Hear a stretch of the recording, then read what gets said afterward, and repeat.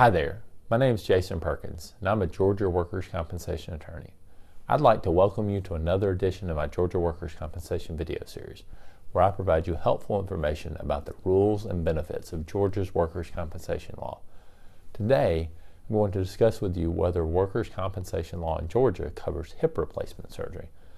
But before we jump into that, please be sure and be on the lookout for my next video in the series about what a catastrophic rehabilitation supplier is.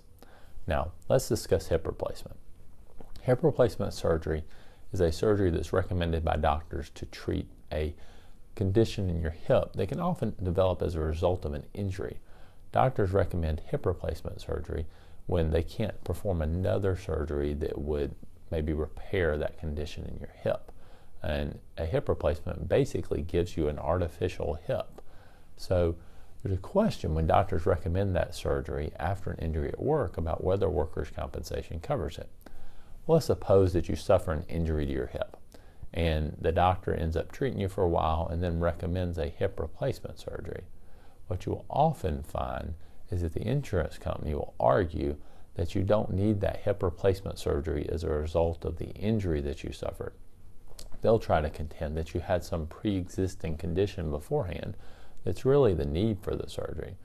They'll say that maybe you did suffer an injury to your hip, but that injury was more minor, and really it's a pre-existing condition or arthritis that's causing the need for the surgery.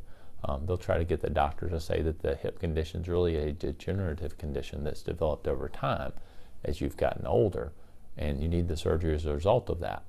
Well, that argument can succeed for them sometimes, but it's not necessarily going to carry the day. A lot of times, even if you have a pre-existing condition, if your hip was doing relatively well beforehand and the injury at work caused your hip to get worse and lead to the needing the surgery when you needed it, then the insurance company should be responsible for paying for it.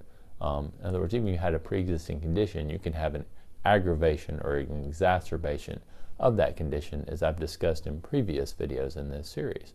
And under Georgia workers' compensation law, the insurance company is responsible for paying for that aggravation or that exacerbation.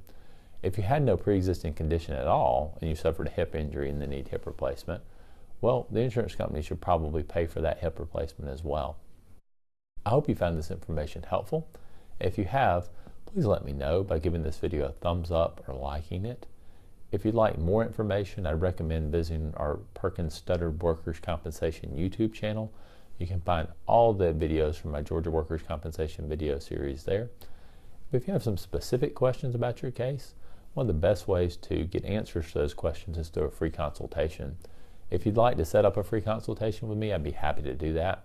You can reach out to me to set one up at the phone number that's on the screen now, or by visiting our website, www.perkinslawtalk.com.